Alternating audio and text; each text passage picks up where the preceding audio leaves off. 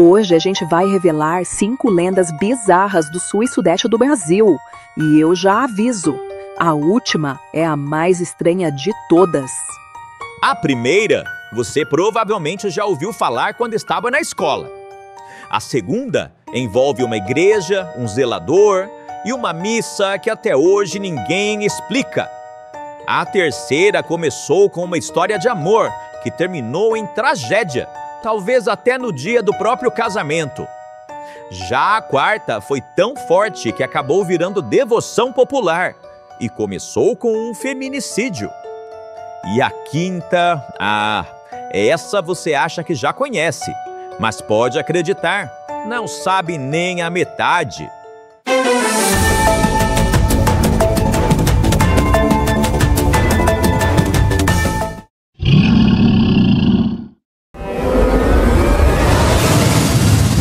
Se você estudou no Brasil, provavelmente já ouviu falar dela.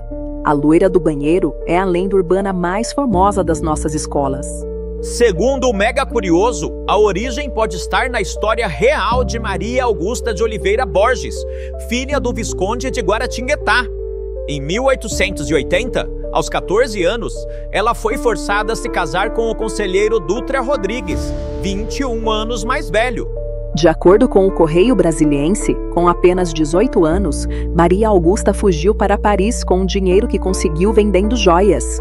Entretanto, morreu na Europa poucos anos depois, e seu corpo foi trazido para o Brasil de navio. Mas durante a viagem, o caixão teria sido violado por ladrões para roubar as joias, e até o atestado de óbito desapareceu. Até hoje, ninguém sabe ao certo de que Maria Augusta morreu. Há quem diga até que foi de raiva, doença comum na Europa na época. Anos depois, em 1916, já transformada em escola, a antiga mansão onde ela havia vivido foi atingida por um incêndio considerado misterioso. A escola foi reconstruída, mas desde então, pessoas começaram a relatar que sons estranhos eram ouvidos, como um piano que toca sozinho. E sabe de quem era esse piano? Exato! Maria Augusta. Ele está guardado até hoje na Escola Estadual Conselheiro Rodrigues Alves. A lenda descreve o suposto fantasma da seguinte forma: jovem loira, vestida de branco, com algodão no nariz. Ela apareceria depois de ser invocada no banheiro. Como chamá-la varia de lugar para lugar, mas uma das formas seria chamá-la 3 vezes em frente ao espelho ou dar descarga, por exemplo. A lenda da loira do banheiro pegou alguns elementos da lenda norte-americana Maria Sangrenta, de acordo com o Correio Brasiliense. O jornal O Semanário mostra que nos anos 1990 a lenda ainda estava viva. Uma ex-aluna da escola Padre Fabiano, em Capivari, conta que a maioria das meninas do noturno tinham medo da loira do banheiro. As colegas esperavam o intervalo para irem juntas ao sanitário. E na sua escola? Como era o ritual para chamar a loira? Você tinha medo de ir ao banheiro sem companhia? Pois é, de uma tragédia aristocrática do século XIX até os corredores escolares do Brasil inteiro, a loira do banheiro se tornou uma das maiores lendas urbanas do país. Mas se essa história já dá arrepios, a próxima é ainda mais estranha.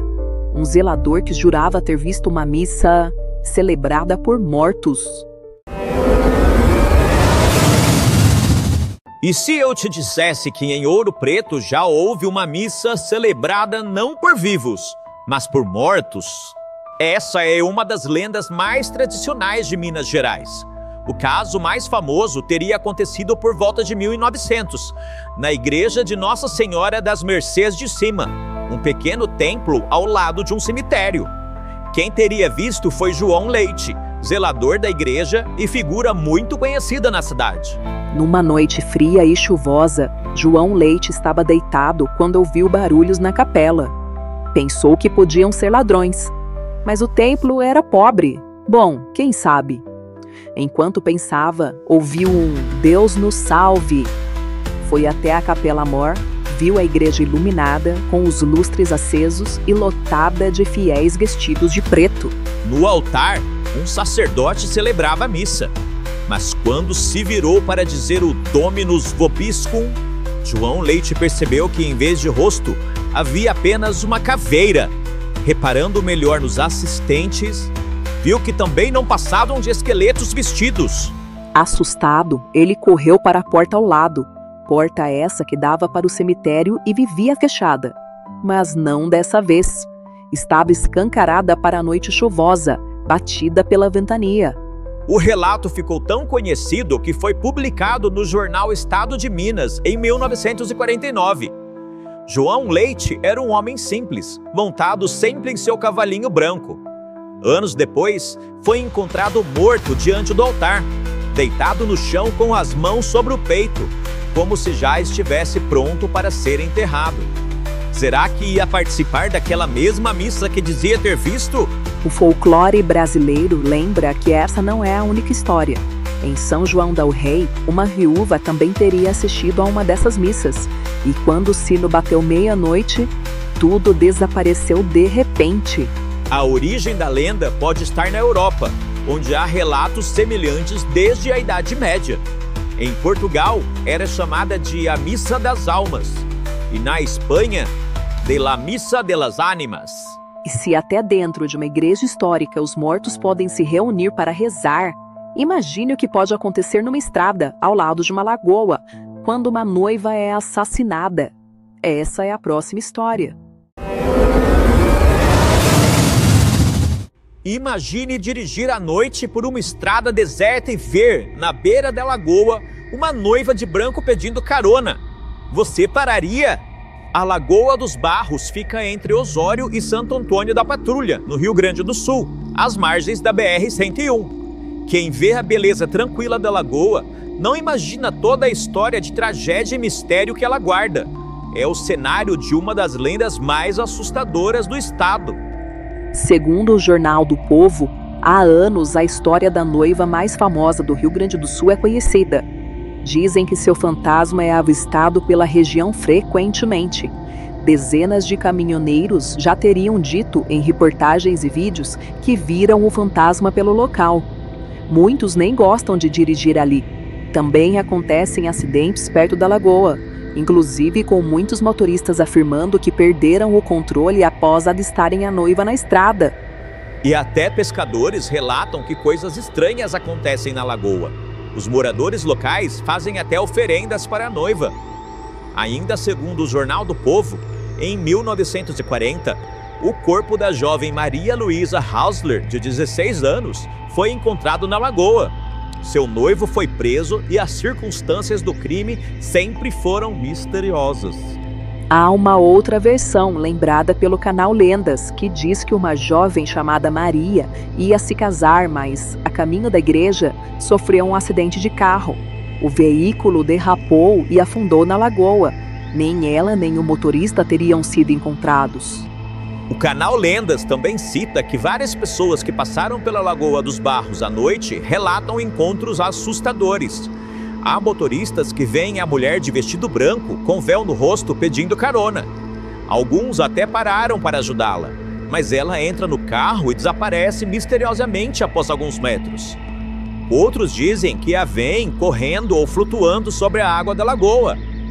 Há relatos de batidas inexplicáveis, falhas mecânicas em veículos e sensação de frio ao passar pelo local.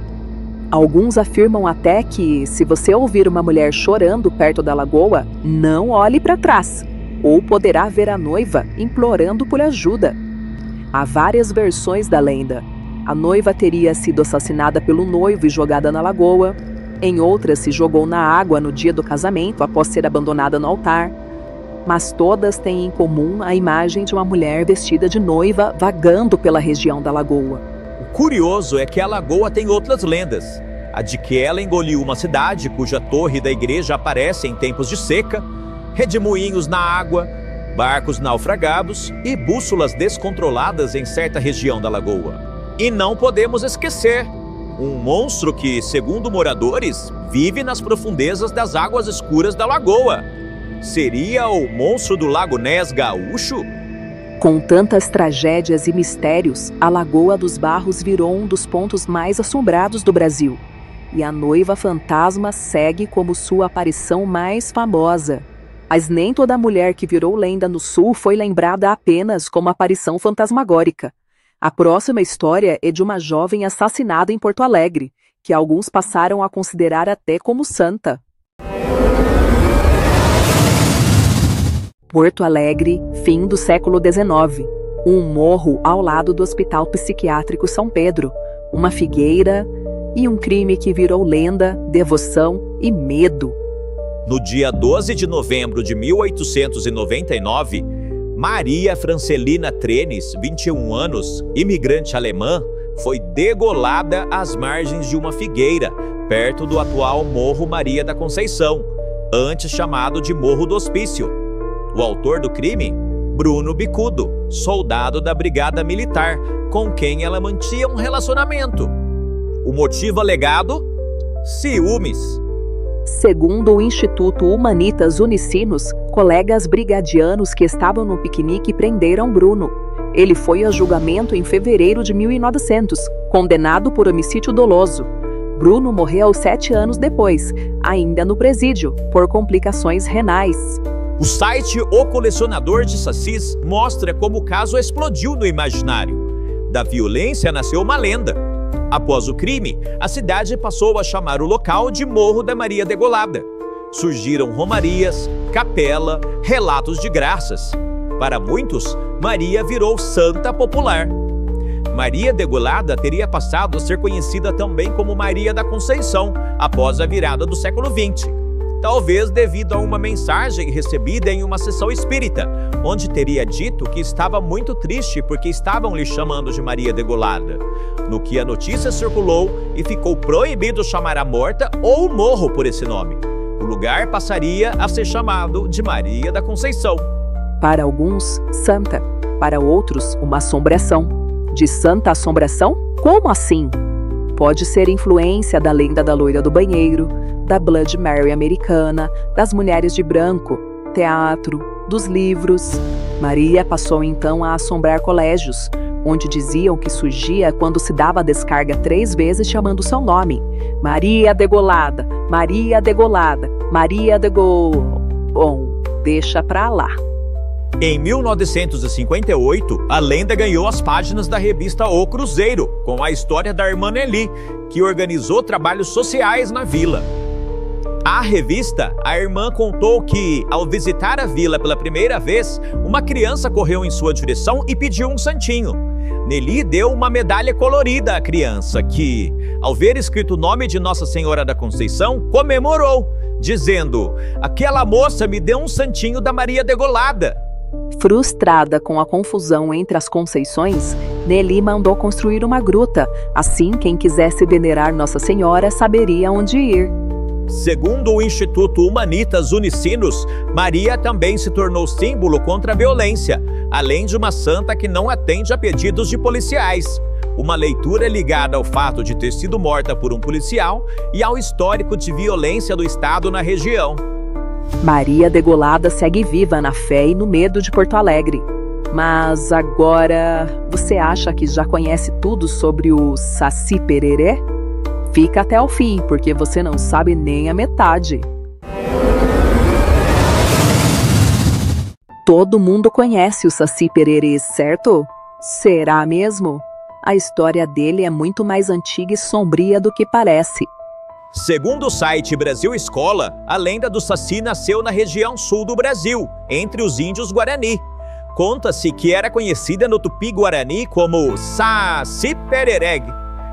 O site Politize diz que a hipótese mais aceita é a de que o personagem é uma fusão de influências, passando pelos povos originários, os indígenas e depois com os portugueses e negros escravizados. O Politize cita que, para Renato Queiroz, a elite rural do século XVIII usou conceitos preconceituosos para formar a caracterização do Saci. O negro brasileiro era considerado, nas descrições, como um ser inferior, capaz de atos maléficos e próximo da animalidade. Com a urbanização, essa imagem foi suavizada. O Saci foi domesticado. O primeiro a domesticar o Saci foi Monteiro Lobato, com o Sítio do Pica-Pau Amarelo, em 1920, e o Saci, em 1921. Mas antes dessas obras, em 1917, ele abriu um inquérito no jornal O Estado de São Paulo, pedindo que leitores enviassem relatos sobre o Saci. recebeu mais de 70 respostas, com causos e histórias de aparição do Saci por todo o país. No ano seguinte, publicou o livro Saci Pererê, resultado de um inquérito, obra que popularizou a lenda em todo o país, antes mesmo do famoso sítio do Pica-Pau Amarelo. As características mais conhecidas do Saci foram destacadas nesse registro. Segundo o Brasil Escola, o Saci é descrito como um menino negro, de uma perna só, mas com a qual se locomove rapidamente, careca e sem pelos corporais, de gorro vermelho e cachimbo. Algumas versões citam olhos vermelhos. Pela imagem clássica, ele é um ser mítico e travesso, sendo que algumas menções referem-se a ele como endiabrado. Dentre as práticas realizadas pelo Saci estão incomodar cavalos, atormentar viajantes com assovios e derrubar seus chapéus, danificar freios de carroças, entre outros. A lenda não fala apenas de um Saci, podendo existir vários. Mas também tem um lado bem mais sombrio. Ele é acusado de sugar o sangue dos cavalos, além de amedrontá-los durante a noite, deixando os animais agitados e com nós e tranças nas crinas. O Saci também invade casas, queima comidas que estão sendo feitas, pode azedá-las se já estão prontas, some com objetos e apaga luzes de lamparinas. E o redemoinho? Já foi visto por muitos como obra do Saci para levantar folhas e espalhar sujeira. Para capturá-lo, a lenda manda lançar um certo tipo de peneira no redemoinho, arrancar o gorro para que perca seus poderes sobrenaturais e prendê-lo numa garrafa com cruz desenhada, para que não fuja. E a lenda não parou no Brasil. Nos países vizinhos, como a Argentina, Uruguai e Paraguai, existe a versão do Iaci Yateré. Essa versão não é careca, possui cabelos loiros e usa um bastão de ouro como varinha mágica que o torna invisível, além de um chapéu de palha. Como o Saci, é anão, mas as travessuras são diferentes. Para os paraguaios, o Iaci Yateré atrai crianças para roubá-las, deixá-las loucas ou surdas, dependendo da versão. Para os argentinos, ele atrai moças solteiras para engravidá-las. Diferentemente do Saci, o Iaci tem duas pernas. De símbolo indígena a personagem infantil, de travessuras leves a histórias de sangue e assombro, o Saci continua vivo em cada canto do Brasil e além. Mas e você? Acredita que o Saci existe? Hoje passamos pela Loira do Banheiro, pela Missa dos Mortos em Ouro Preto, pela Noiva Fantasma da Lagoa dos Barros, pela Maria Degolada em Porto Alegre e agora o Saci Pererê. E com o Saci, a gente fecha a série Lendas Urbanas Reais Brasil, com 5 das lendas mais assustadoras e misteriosas do Sul e Sudeste. Se você perdeu algum vídeo das lendas das outras regiões do Brasil, não tem problema. É só clicar na playlist que está aqui na tela e maratonar todos eles. E se você gosta de mergulhar em lendas, crimes e mistérios que realmente saíram nos jornais, já se inscreve no canal e ativa o sininho, porque ainda vem muito mais por aí. E conta pra gente, em qual dessas lendas você mais acredita? Deixa nos comentários que a gente vai ler e responder.